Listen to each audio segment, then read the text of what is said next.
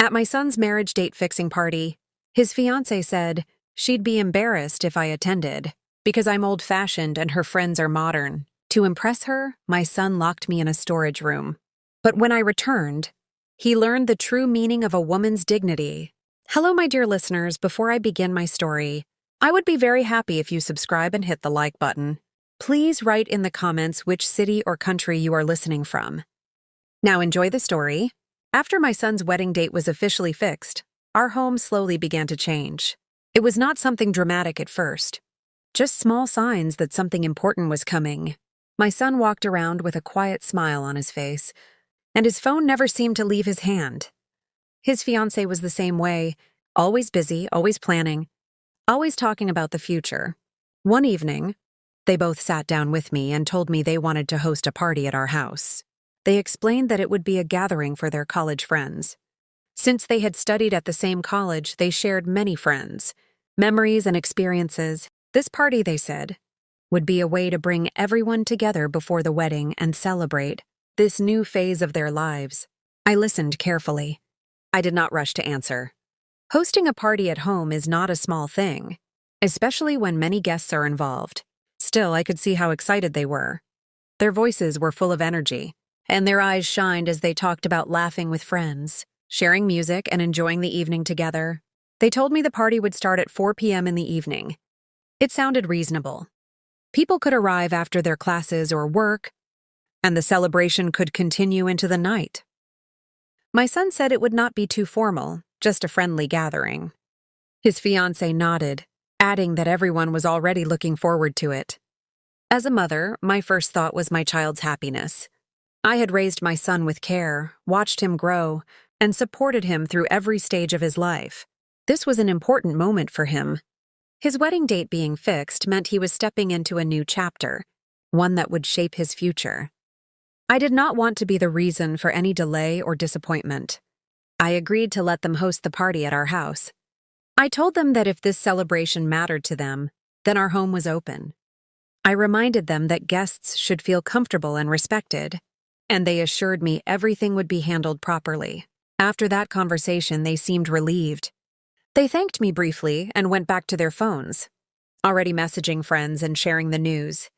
I stayed seated for a while after they left, thinking quietly about what had just been decided.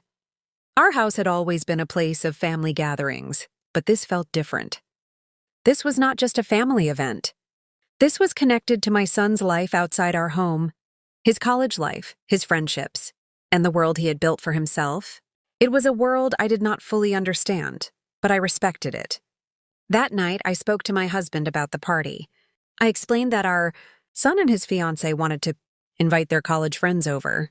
My husband listened calmly. He said it was natural for young people to celebrate with friends, especially after fixing a wedding date. He did not see any harm in it. We both agreed that supporting our son was important. He had worked hard, studied hard, and built his own path. This party was just one small part of a much bigger journey. We decided there was no reason to say no. Over the next few days, the idea of the party became more real. My son and his fiancée talked about it often. They discussed who would be invited, who might come late, and who was very excited. Their conversations were full of laughter and inside jokes that came from shared college memories. Sometimes I listened quietly from another room. Sometimes I was nearby when they talked.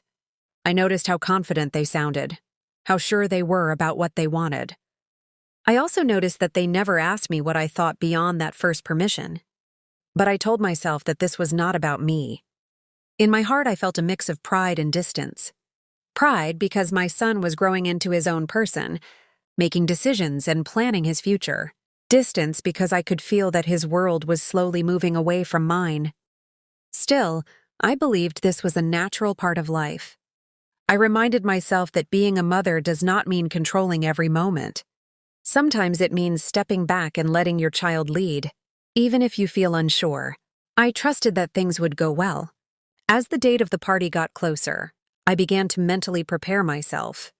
I knew that hosting guests would require effort, patience, and care. But at that moment, none of that felt heavy. I believed this was a joyful responsibility. What I did not know was that this simple decision to allow a party at our home was the first step in a chain of events that would test my strength, my patience, and my understanding of my own place within my family. But for now, everything felt normal. A wedding date had been fixed. A party had been planned. And our home was ready to welcome guests, unaware of what the next moments would bring. Once the decision was made and the party was officially planned, I knew the responsibility of preparation would fall on me. That was how it had always been in our home. Whenever guests were expected, I took it upon myself to make sure everything was in order. I did not wait for instructions or reminders.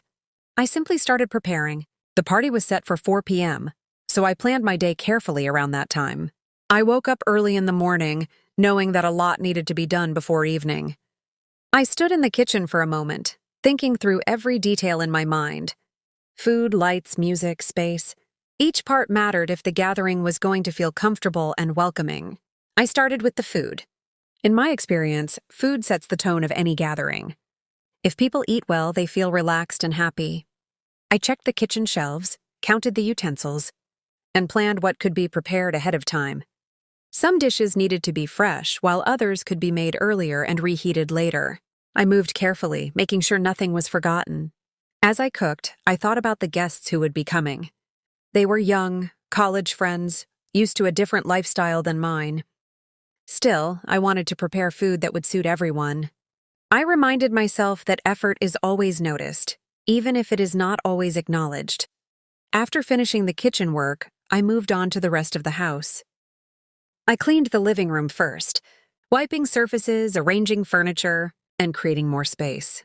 I wanted people to be able to move freely, to stand and talk without feeling crowded. Extra chairs were brought out and placed neatly along the walls. Then I checked the lights. Some rooms felt too dim, while others were too bright. I adjusted them slowly, turning some on, switching others off until the balance felt right. I wanted the house to feel warm and inviting, especially once evening arrived. Music was next. Although I did not choose the playlist, I made sure everything worked properly. I checked the speakers, tested the sound, and adjusted the volume. I did not want the music to be too loud, but I also did not want it to feel dull. Everything needed to be just right. As I worked, my son and his fiance moved around the house. They were busy with their phones, answering messages, coordinating with friends, and talking about who would arrive first. Sometimes they glanced at what I was doing. Sometimes they did not. I did not let that bother me. I believed that my role was to support quietly, without expecting appreciation. Still, there were moments when I felt unseen.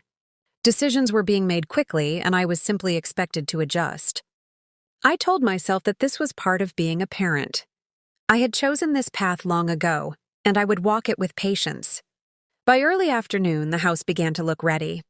The floors were clean, the furniture was arranged, and the kitchen was under control. I took a short break, drank some water, and then checked everything again. I walked from room to room, making sure nothing was out of place. The clock moved closer to 4 p.m. I could feel the tiredness in my body, but I also felt a sense of satisfaction. Everything had been prepared with care. There was nothing left to rush at the last minute. That to me was important. I washed my hands, adjusted my clothes, and stood quietly for a moment. I listened to the sounds in the house, the low music, the movement of people, the quiet excitement in the air. Guests would start arriving soon. At that moment, I believed my work was done. I believed the hardest part was over. I had no idea that while I was focused on preparation, another conversation was taking place, one that would change the direction of everything. And as the house stood ready to welcome guests, the next moment in this chain of events was already forming, waiting to unfold. As the house settled into a quiet pause before the guests arrived, my husband and I finally had a moment to sit together. The noise of preparation had slowed, and for a brief time everything felt calm. It was during this quiet moment that my husband looked at me thoughtfully and said he wanted to talk about something important. He told me he had been thinking about our son. With the wedding date fixed and this new phase of life beginning, he felt it was the right time to do something meaningful for him, something that would not just be a gift, but a memory our son would carry with him. I listened carefully as my husband spoke. He said that our son had worked hard, studied seriously, and taken responsibility for his future. He believed this was a moment worth marking in a special way. Then he shared his idea. He wanted to gift our son a car during the party. For a moment, I was surprised. A car is not a small gift. It is a big responsibility and a big symbol of trust. I looked at my husband, trying to understand how long he had been planning this. He smiled gently and said he had been thinking about it for some time but had waited for the right moment to share it with me. He explained that the party would be the perfect time. Friends would be there, the mood would be joyful, and our son would feel supported and celebrated. He wanted the gift to be a surprise, something that would make our son feel proud and confident as he stepped into married life. I thought about it carefully. As a mother, my first instinct was to worry. A car means responsibility, expenses, and care. But I also understood my husband's feelings. He wanted to show our son that we believed in him, that we trusted him to handle adulthood with maturity. After a moment, I nodded.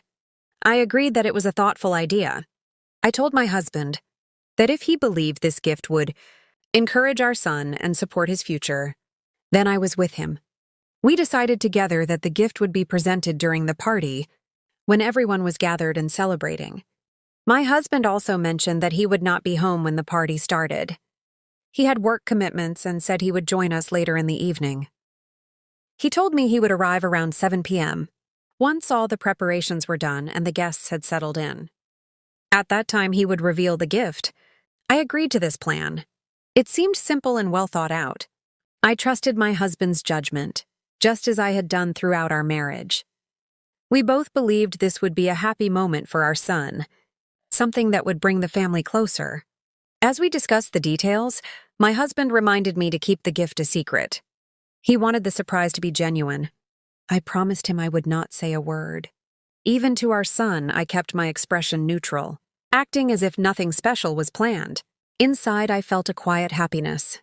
I imagined my son's reaction, his smile, his surprise, the way his eyes would light up. Moments like these are what parents live for. They make all the years of effort feel worthwhile. As the afternoon passed, I went back to my tasks, keeping the secret safely in my heart. My husband left for work, reminding me once again that he would return by 7 p.m. He told me to take care of myself and not overwork. I smiled and told him not to worry. While he was gone, I noticed my son and his fiance growing more excited. Guests were about to arrive and they were checking their phones constantly. They talked about how the party should look, how people should behave, and how everything needed to be perfect. I watched them quietly. I wondered how they would react to the gift later in the evening. I wondered if they would understand the love behind it, or if they would only see the surface value. Still, I chose not to question it. This was meant to be a joyful occasion. As 4 p.m. approached, the first guests were expected any moment. The house was ready, the food was prepared, and the music was set. Everything seemed to be falling into place. At that point, I still believed this party would be remembered for happiness and celebration. I believed that the gift would be the highlight of the evening. I believed that love and effort would be appreciated. I did not know that the moment my husband planned to arrive, the moment he planned to surprise our son, would come after a series of choices that would change how we all saw one another. And while the clock moved closer to 4 p.m., and the door was about to open for the first guest, the next part of this journey had already begun, quietly, without warning.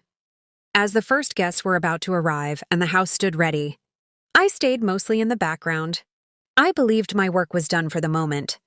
The food was ready, the lights were balanced, and the music was set. I told myself that now it was time to let the young people enjoy their evening. My son and his fiancée stood together near the living room, speaking in low voices. At first, I did not pay much attention. I assumed they were discussing guests or last-minute details. They often spoke quietly like that, sharing thoughts that did not involve me. But as I moved closer to place a few things on the table, I noticed a change in their tone. Their voices were softer, more serious. My son leaned slightly toward his fiancée, listening carefully. She looked around the room before speaking again, as if making sure no one else was paying attention. She told him that she was worried about the party. She said that his college friends were very modern and used to a certain environment. She explained that appearances mattered to them and that people judged quickly. Then she said something that made my heart feel heavy. She told my son that my presence could embarrass them. She said that I was old-fashioned, that my way of dressing and behaving did not match the image they wanted to present in front of their friends. She said it would ruin the mood if people noticed me too much. I did not hear every word directly, but I saw my son's expression change as she spoke. He did not interrupt her. He did not defend me. He stood quietly, absorbing what she was saying. For a moment, I stayed where I was, unsure if I should move away or remain still. I felt like I had accidentally stepped into a space where I did not belong, a space where my role as a mother was being questioned without my knowledge. His fiancée continued speaking. She said that this party was important for them, that first impressions mattered, and that any small thing could become a topic of discussion among their friends. She repeated that my presence could draw the wrong kind of attention. My son looked uncomfortable, but he did not disagree. Instead, he nodded slowly. That small movement said more than words ever could. It told me that he was listening, and worse, that he was considering her words. I stepped away quietly, pretending I had not noticed anything. I did not want to cause a scene. I did not want to ask questions that might lead to an argument. I told myself that maybe I had misunderstood. Maybe I was overthinking. Still, the feeling stayed with me. A quiet pain settled in my chest. I thought about everything I had done that day, every effort I had made to support this event. I thought about how my role had slowly shifted from being a part of the celebration to becoming something inconvenient. As guests began to arrive, laughter filled the house. Shoes lined up near the door. Voices echoed through the rooms and music grew louder. I greeted a few people politely, then stepped aside, giving space to the younger crowd. My son and his fiancée moved confidently among their friends. They laughed easily, introduced people to one another, and seemed relaxed. From a distance, they looked like a perfect couple, enjoying the attention and energy around them. I stayed mostly near the edges of the room, observing quietly. I reminded myself that this was their moment. Still, the words I had overheard kept repeating in my mind, old-fashioned, embarrassing, not fitting in. I wondered when being a mother became something that needed to be hidden. I wondered how love and effort could be so easily overlooked when image took priority. At one point, my son glanced in my direction. Our eyes met briefly. There was hesitation in his look, as if he wanted to say something but could not find the words. Then his fiancée touched his arm and said something softly, pulling his attention back to her and the group around them. That moment told me everything I needed to know. A decision was forming, even if it had not yet been spoken out loud. I could feel it in the air, in the way my son avoided looking at me again. I moved toward the kitchen, telling myself I needed to check on something. In truth, I needed a moment to collect myself. I did not cry. I did not feel angry. I felt small, as if my place in my own home had suddenly become uncertain. While I stood there, I heard their laughter again. I heard the music grow louder. The party was fully alive now. And somewhere within that noise, a choice was being made, one that would soon turn quiet words into real actions. As I took a deep breath and prepared to step back into the room, I had no idea that this conversation, spoken in low voices and careful words, was about to lead me into an experience I could never have imagined. And just as I walked out of the kitchen, the next moment was already waiting, ready to unfold. After the guests had fully settled in and the house was filled with voices, music and movement, my son came toward me. His face looked calm on the surface, but there was something different in his eyes, a hesitation I had never seen before. Still, his voice was gentle when he spoke. He told me he could not find one of his jeans. He said he needed it urgently and asked if I could help him look for it. At first, I was surprised. It did not seem important at that moment, especially with the party in full swing. But he insisted, saying it would only take a minute. I did not question him. As a mother, helping my child was natural to me. I nodded and followed him without a second thought. We walked past the living room where laughter echoed loudly. Guests were standing in groups, holding drinks, talking freely, unaware of anything beyond their conversations. As we moved farther from the noise, the music grew softer. My son led me down the hallway toward the back of the house. I noticed he was unusually quiet. He did not make small talk or explain where he thought the jeans might be. Still, I did not feel alarmed. I trusted him completely. We stopped in front of the storeroom. It was a small space, rarely used, mostly filled with boxes, old items, and things we no longer needed. The light inside was dim and the air always felt colder there. My son opened the door and told me the jeans might be inside. I stepped in slowly, looking around. There were bags on the floor, shelves stacked with unused items, and the familiar smell of dust. I turned back to ask him where exactly he had last seen the jeans. Before I could finish my sentence, I heard the door close. At first, I did not realize what had happened. I thought he had simply shut the door behind him. But then I heard the sound of a lock clicking from the outside. A sharp final sound that echoed in the small space. I walked toward the door immediately and tried the handle. It did not move. I knocked lightly, then harder, calling his name. There was no answer. The music outside continued, loud and uninterrupted. Confusion washed over me. I called out again, my voice shaking slightly. Still, there was nothing. No footsteps. No response. Just silence on the other side of the door. Slowly, the truth began to sink in. My son had locked me inside. I leaned against the door, my heart racing. I could not understand what was happening. My mind searched for explanations. Maybe this was a mistake. Maybe he would open the door in a moment and laugh, saying it was an accident. Minutes passed. Nothing changed. The air inside the storeroom felt colder with every passing moment. I wrapped my arms around myself and stood still, listening. From outside, I could hear music, laughter, and the sound of people enjoying themselves. Life was continuing as if nothing had happened. I knocked again, louder this time. I called his name once more, hoping he would hear me. My voice echoed weakly in the small space, swallowed by the noise of the party outside. Fear slowly replaced confusion. Not fear of the space, but fear of what this action meant. I realized this was not an accident. This was a decision. I slid down against the wall and sat on the floor. The cold surface sent a chill through my body. I tried to stay calm, telling myself that someone would notice my absence soon. Surely someone would come looking for me. Time moved strangely in that small room. Seconds felt long. My thoughts raced. I wondered what I had done wrong. I wondered how helping my son had led me here, locked away in my own house. Outside, the party grew louder. At some point, I heard cheering and clapping.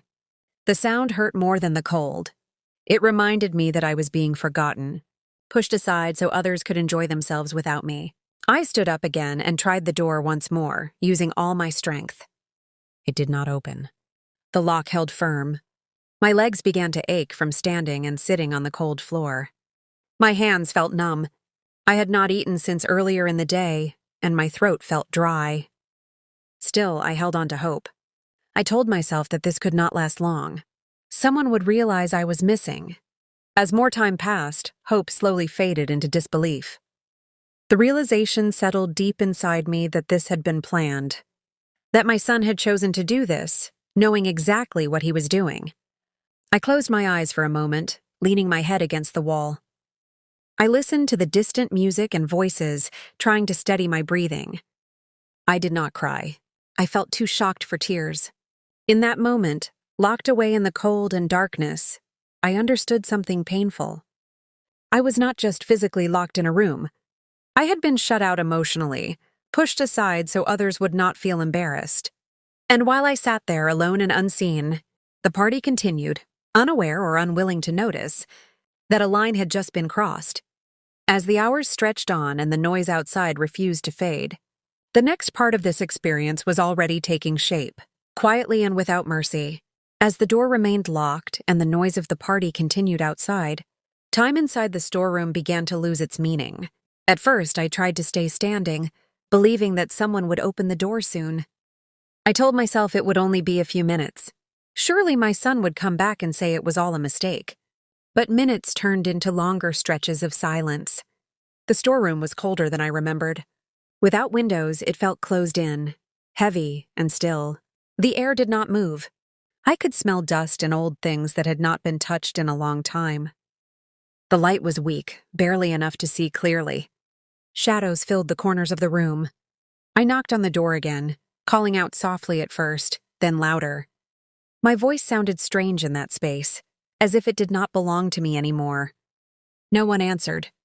The music outside was loud, and laughter rose and fell like waves.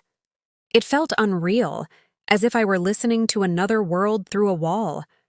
I slowly lowered myself to the floor, sitting against the wall to rest my legs. The cold floor sent a sharp chill through my body. I pulled my shawl closer around me, trying to keep what little warmth I had. I wished I had brought a sweater, or even a glass of water. I had not expected to be here, not even for a moment. Hunger began as a quiet feeling, easy to ignore. I told myself I would eat later. Thirst, however, was harder to push away. My mouth felt dry, and swallowing became uncomfortable. I licked my lips and breathed slowly, trying to stay calm. Hours passed. I could tell because the sounds outside kept changing. Sometimes the music grew louder, sometimes it softened. I heard bursts of laughter, voices overlapping, and at times, silence followed by more noise. The party was alive and moving while I remained still. I tried to stand again, hoping movement would bring some warmth back into my body. My legs felt stiff and my feet were numb from the cold floor. I walked slowly around the small space, counting my steps, touching the walls, reminding myself that I was still present. At some point, my body began to ache. My back hurt from sitting on the hard floor. My shoulders felt tense and my hands trembled slightly. I wrapped my arms around myself, pressing them against my chest, trying to create warmth through pressure alone. I thought about calling out again, but my voice felt weak. I did not want to waste energy shouting if no one was listening. Instead, I leaned my head back against the wall and closed my eyes for a moment. Memories came to me without warning. I remembered holding my son when he was small, how he used to fall asleep in my arms. I remembered nights when he was sick, and I stayed awake beside his bed, listening to his breathing. I remembered helping him with schoolwork, feeding him, guiding him through life. Those memories hurt more than the cold. I wondered how someone I had cared for so deeply could leave me like this, locked away and forgotten. I wondered what had changed and when. I wondered if I had failed somewhere without realizing it. Time continued to pass. My stomach tightened with hunger now. My head felt light, and I had to focus to keep my thoughts clear. I told myself to stay awake, to stay alert. Falling asleep in the cold felt dangerous, even if I did not fully understand why. I listened carefully to the sounds outside, hoping to hear my husband's voice. I knew he was supposed to come later in the evening. I held on to that thought like a lifeline. When he arrives, I told myself, everything will change. He will notice I am missing. The hours stretched on. The party did not slow down. In fact, it seemed to grow louder as the night deepened. I heard cheering at one point, as if something exciting had happened. I wondered what it could be. I wondered if anyone thought of me at all. My hands were cold to the touch. I rubbed them together, trying to create warmth. My fingers felt stiff, and it took effort to move them. My breath came out slowly, and I focused on breathing evenly to keep myself calm. I tried the door once more, pressing my shoulder against it, pushing with all the strength I could gather. It did not move. The lock held firm, reminding me again that I was trapped by someone I trusted. At some point, exhaustion took over. I sat back down, resting my head against the wall. My body felt heavy. Every movement required effort. I could feel the cold deep in my bones now, not just on my skin. I whispered a quiet prayer, not asking for anything specific, just asking for strength. Strength to endure. Strength to stay alert. Strength to survive this moment with dignity. Outside, the music finally began to fade. The laughter became less frequent. Voices sounded tired. I could tell it was late, maybe very late. Still, no one came. I realized then that this was not a short mistake.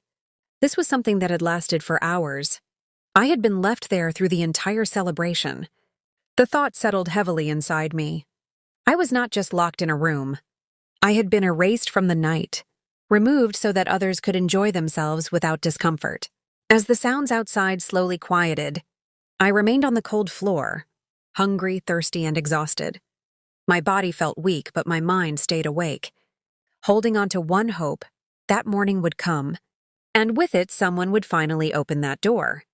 And as the night dragged on toward dawn, the next moment of this experience waited silently, ready to reveal itself.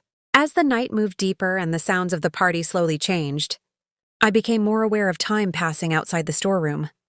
The music that had once been loud and energetic now sounded uneven, sometimes stopping, sometimes starting again.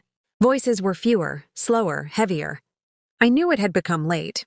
I listened carefully, hoping to hear one voice in particular, my husband's.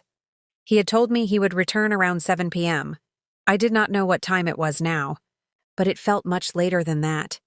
I focused on every sound, every door opening and closing, every step that passed near the storeroom. Each time, my heart lifted slightly, then dropped again when the steps moved away. Finally, I heard a familiar voice. It was my husband. Even from a distance, I recognized the tone. Relief washed over me, so strong that my eyes filled with tears for the first time that night. I wanted to call out, to shout his name, but my throat felt dry and tight. I forced myself to speak anyway. I knocked on the door and called his name as loudly as I could manage. My voice came out weak, barely louder than a whisper. The music outside swallowed it. He did not hear me. From inside the storeroom, I could hear my husband greeting guests, asking how everyone was doing, laughing politely. He sounded happy and relaxed, completely unaware of where I was. That hurt more than I expected. I told myself it was not his fault. He had no reason to suspect anything was wrong. After some time, I heard him ask a question that made my heart pause. He asked about me. I leaned forward, pressing my ear close to the door, straining to hear the answer. My entire body went still, as if even breathing might block the sound. My son answered him. His voice sounded calm, too calm. He told his father that I had gone to a friend's house for some work. He said it casually, as if it were the most normal thing in the world. As if I had simply stepped out without saying much. For a moment, I could not breathe. I pressed my hand over my mouth, trying to hold back any sound. The truth hit me fully then. Not only had my son locked me inside, but he was now lying about it without hesitation. My husband accepted the answer without question. I could hear it in his voice. He said something brief in response, then moved on to talking about the party. I heard glasses clink, people laughing again, conversations continuing as if nothing had happened. Inside the storeroom, I felt something break quietly inside me. I had hoped my husband's arrival would change everything. I had believed that once he was home, someone would notice I was missing. But with one simple lie, my absence was explained away and the night continued. I sat back against the wall, my body shaking, not from the cold this time, but from disbelief. I tried to understand how my son could speak so easily, knowing exactly where I was and what condition I was in. I wondered if he felt any guilt at all. I wondered if he thought about the cold, the hunger, the fear, or if, in that moment, pleasing others mattered more than telling the truth. The party went on. From time to time, I heard my husband's voice again. He sounded proud, happy, involved. At one point, I heard excitement rise in the room, clapping, cheering, raised voices. I did not know what was happening, but I could tell something important was taking place.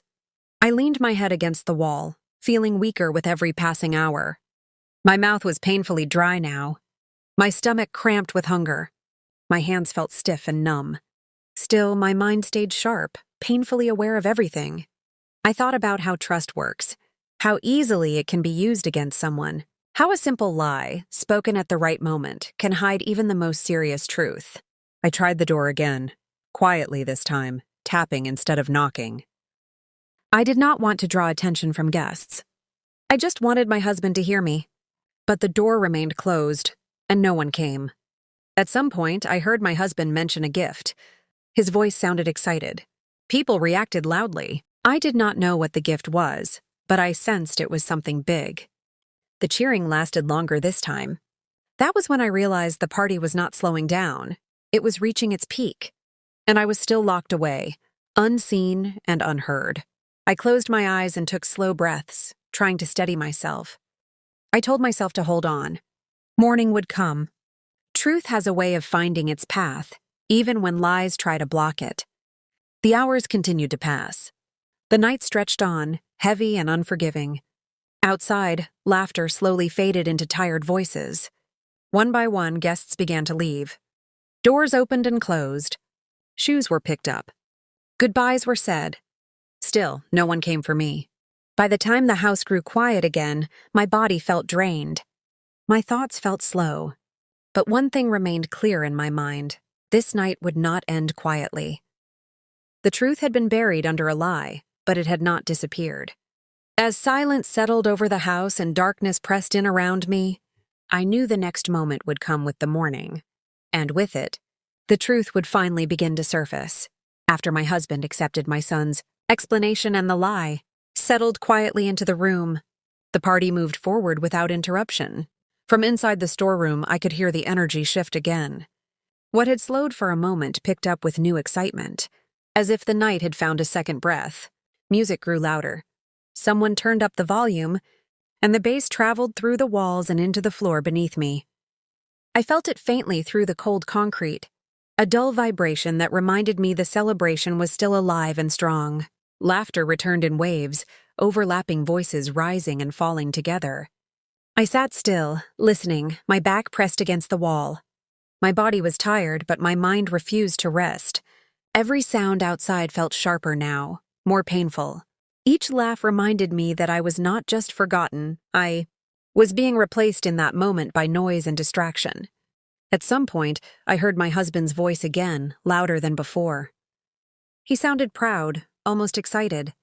People around him quieted down, and for a moment, even the music softened. I realized something important was happening. He spoke about our son.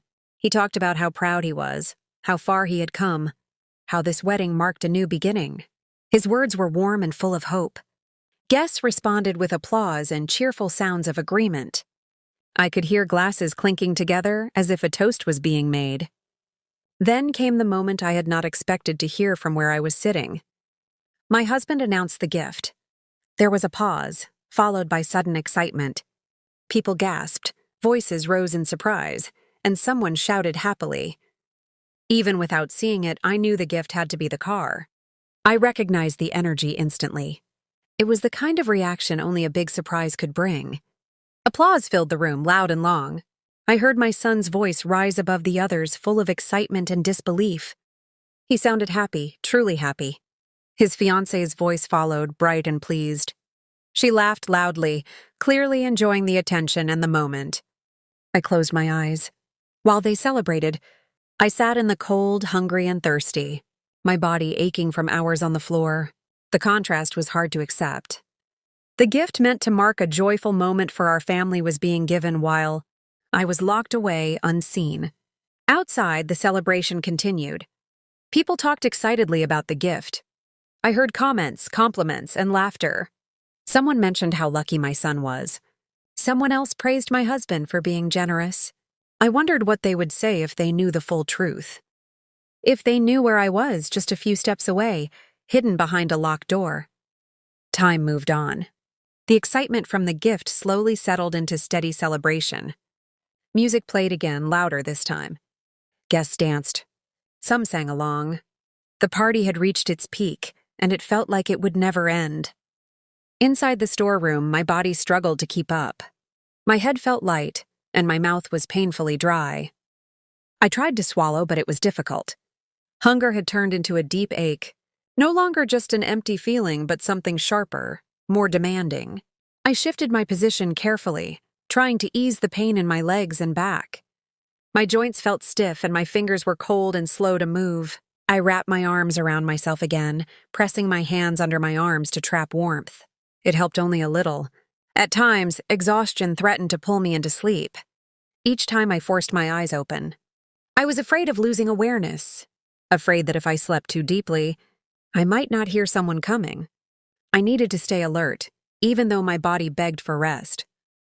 Outside, the party went on for hours.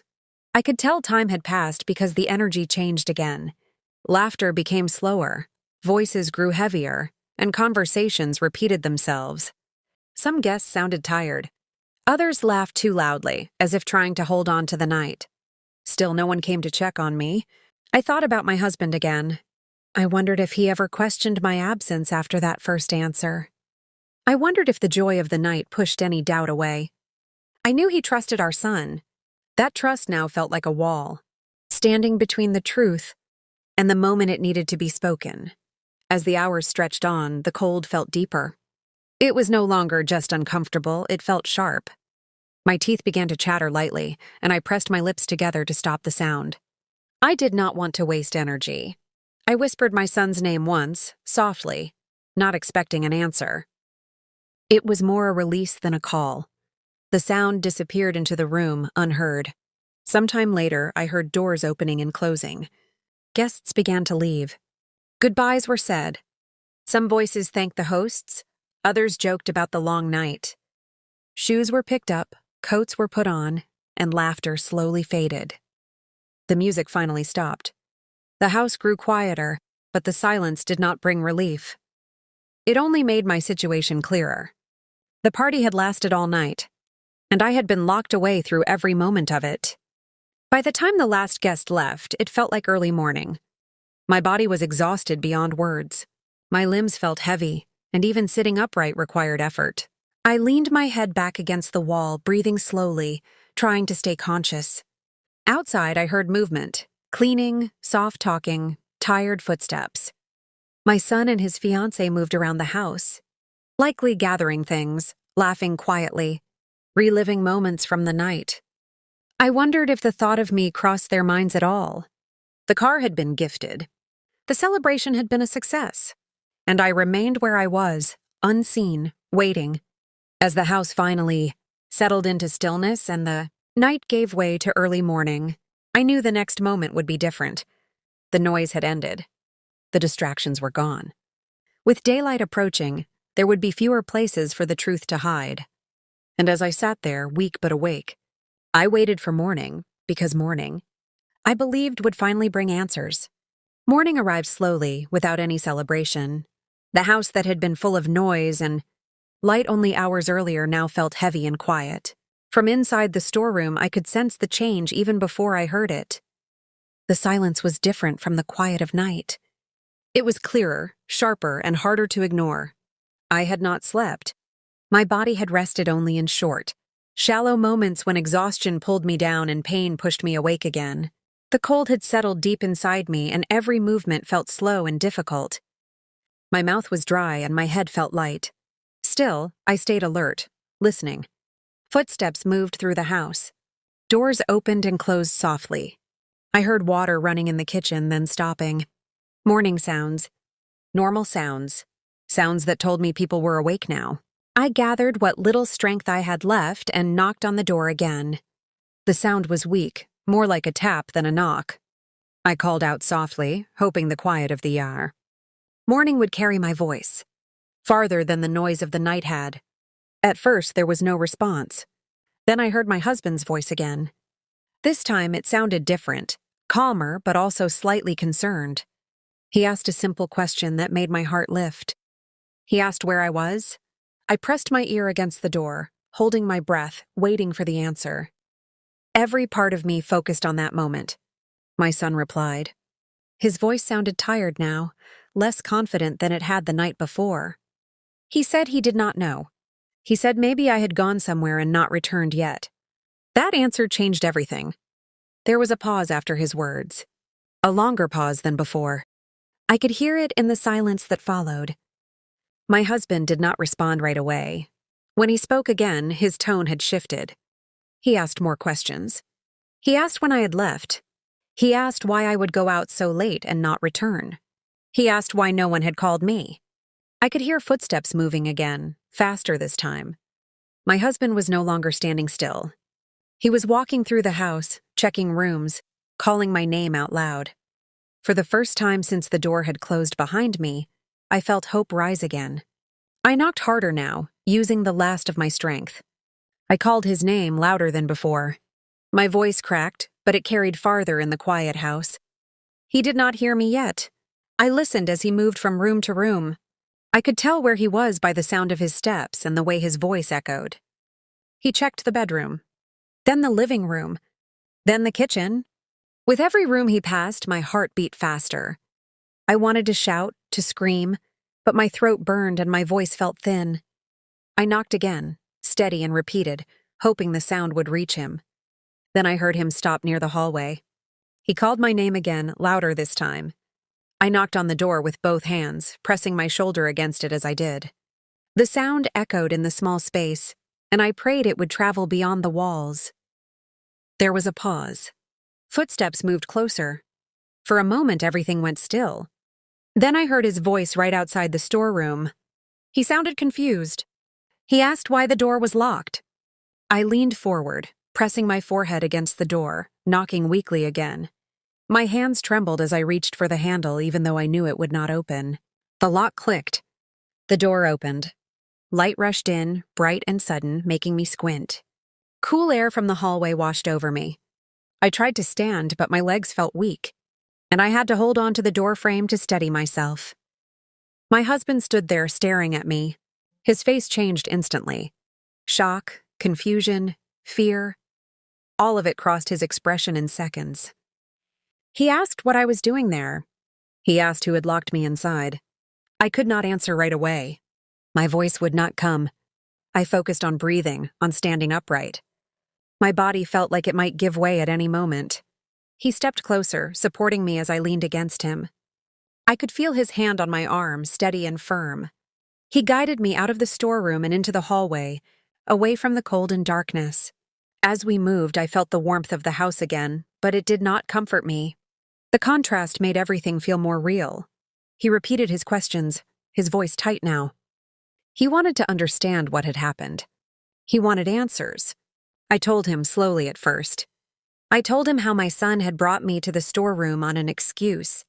I told him how the door had closed and locked from the outside. I told him how I had knocked and called out, how no one had come. I told him about the cold, the hunger, the thirst, the long hours alone. As I spoke, his face hardened. His jaw tightened. He did not interrupt me. He listened to every word, his eyes never leaving my face. When I finished, there was silence again. Then he asked one final question. He asked who knew. I told him the truth. I told him that my son knew. I told him what my son had said when asked about me the night before. My husband did not say anything after that. He stood very still, as if holding himself in place. Then he turned and called our son's name. His voice was firm, controlled, different from the warm tone I had heard the night before. I could hear my son approaching from another room. His steps slowed as he came closer, as if he already sensed something was wrong. My husband repeated what I had said. He asked our son if it was true. My son denied it. He said he did not know what I was talking about. He said I must be mistaken. He said he had not locked me inside. Hearing those words hurt more than the cold had. My husband looked at him for a long moment. Then he said something that changed the direction of everything. He said they would check the camera. The house went quiet again as those words settled in. And in that silence, I knew the truth was finally about to step out of the shadows. After my husband said they would check the camera, the house fell into a deep, uncomfortable silence.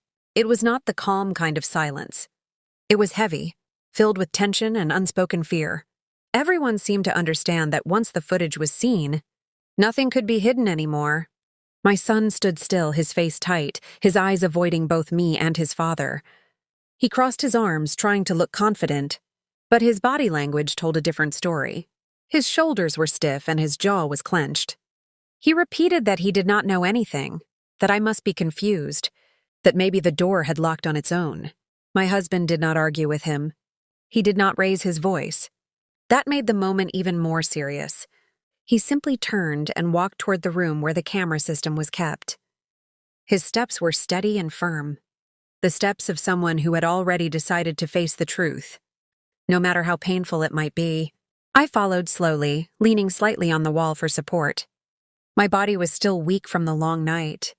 Every step felt heavy, but I forced myself to keep moving. I needed to see this. I needed the truth to be clear, not just spoken. My son followed behind us. His fiance stood at a distance, silent now, no longer confident. no longer smiling. The energy she had carried the night before was gone. She looked uncertain, her eyes moving between my son and my husband. My husband turned on the screen. The camera footage appeared, showing different parts of the house.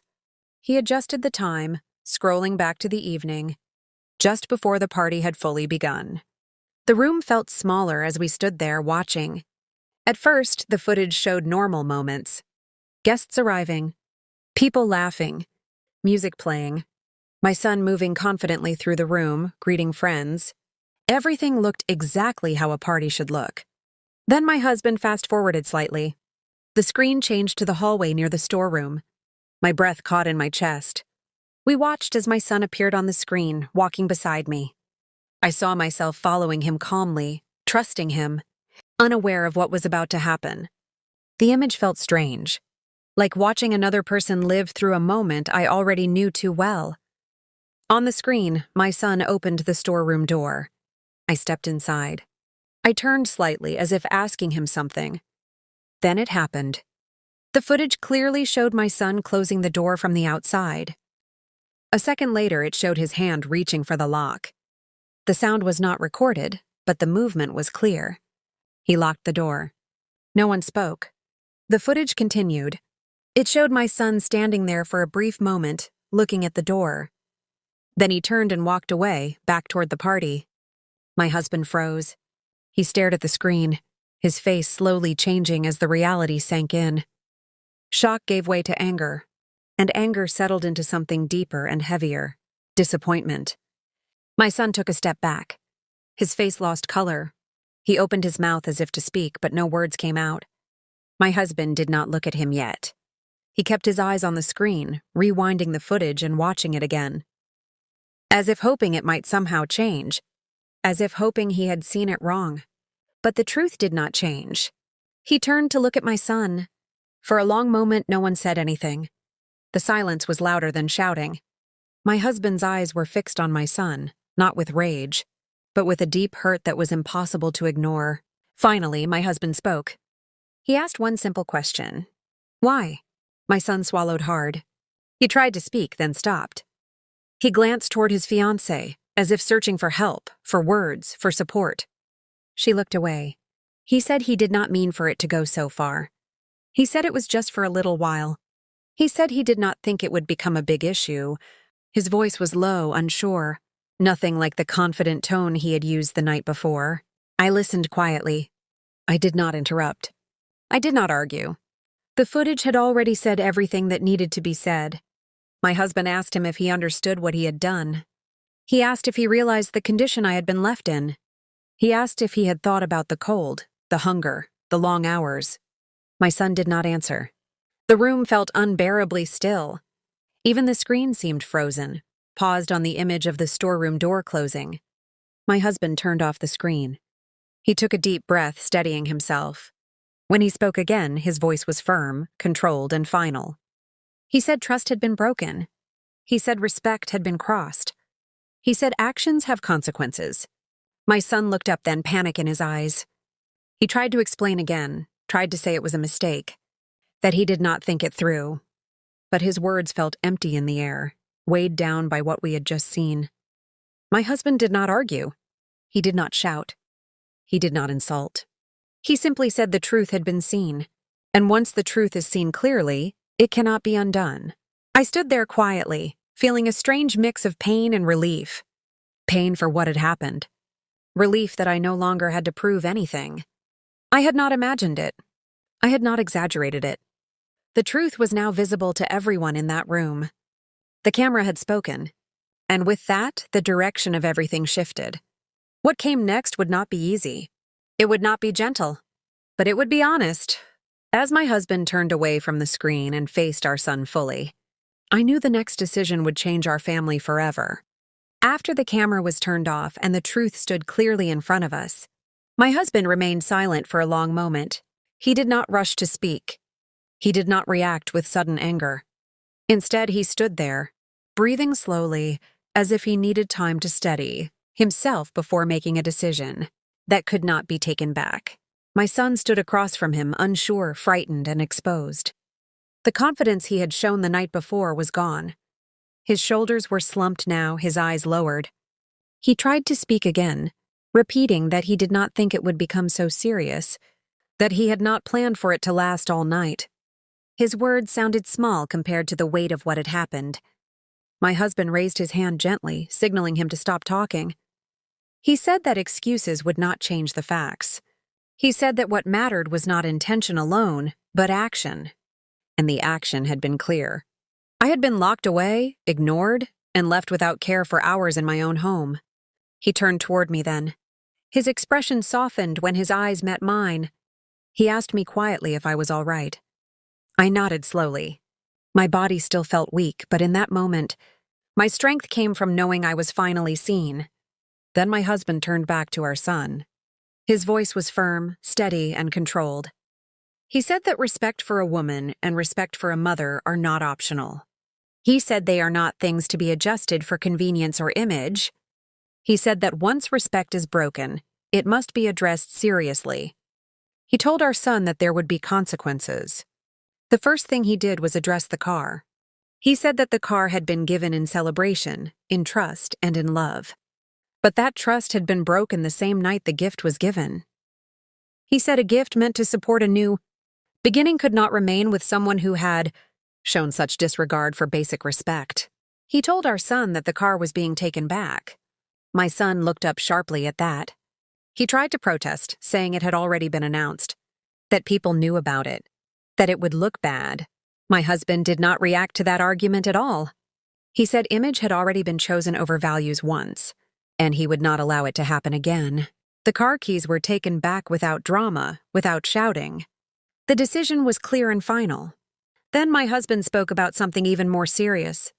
He said that our home and property were built on values of care, responsibility, and respect.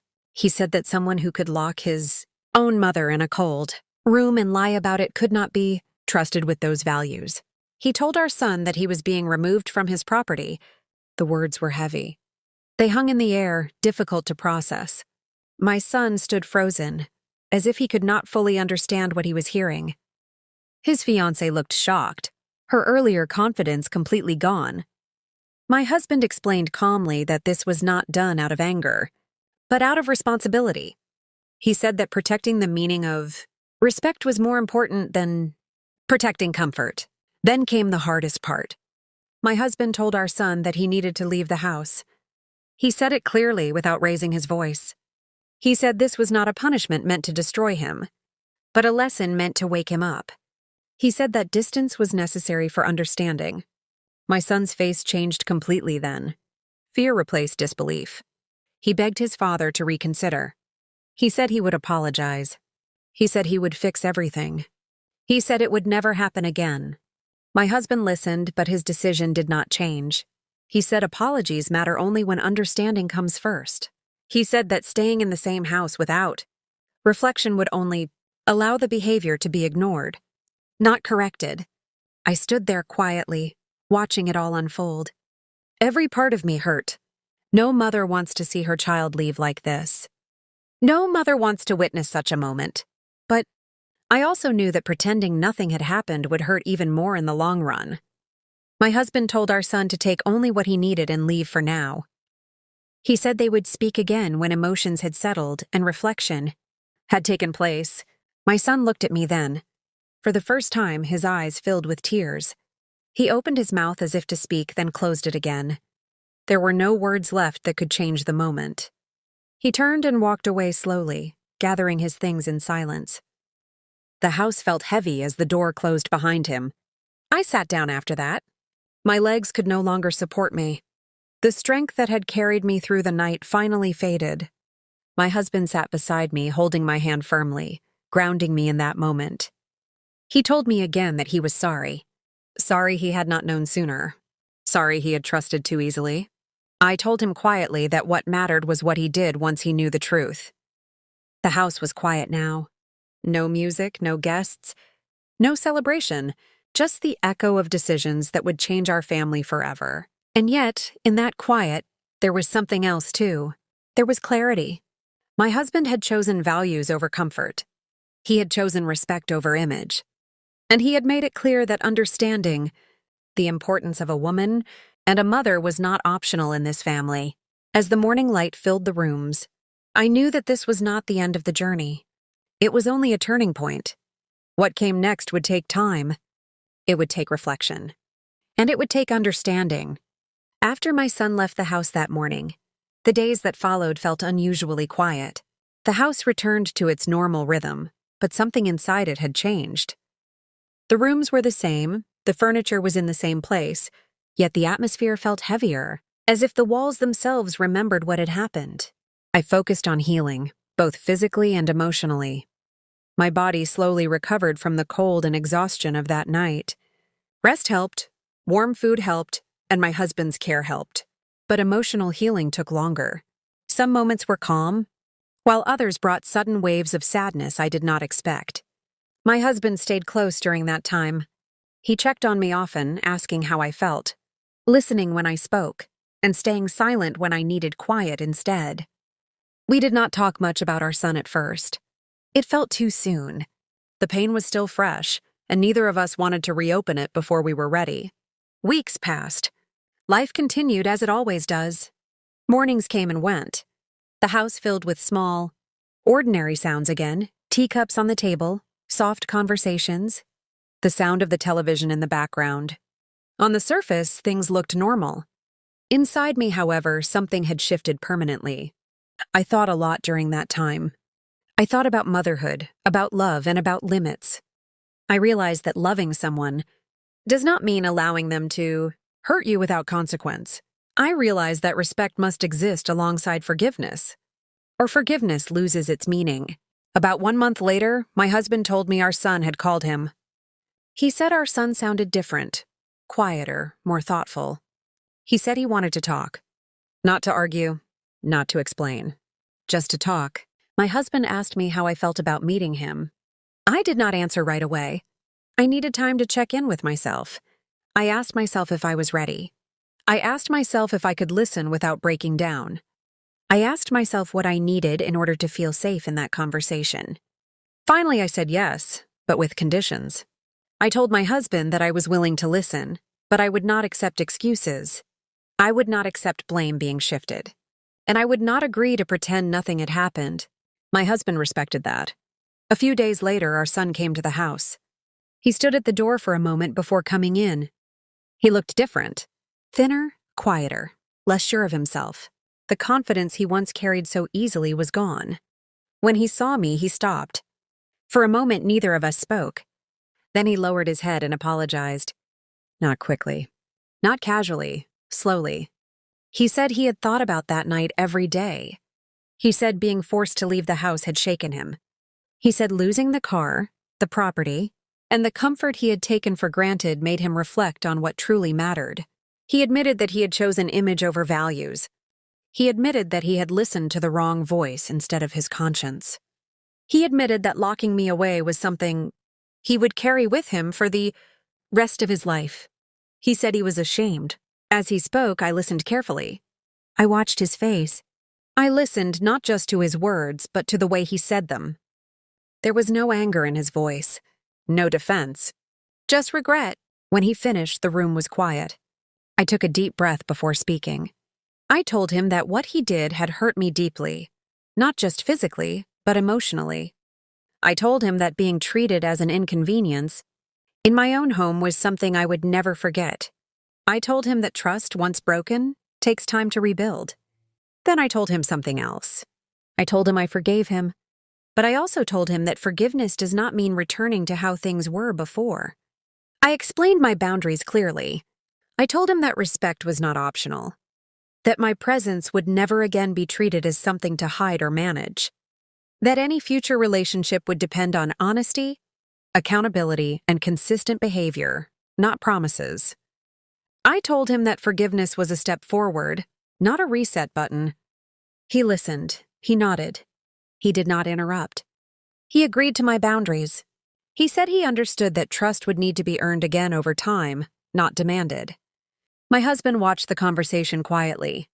When it ended, he reminded our son that forgiveness is a gift, but responsibility is ongoing.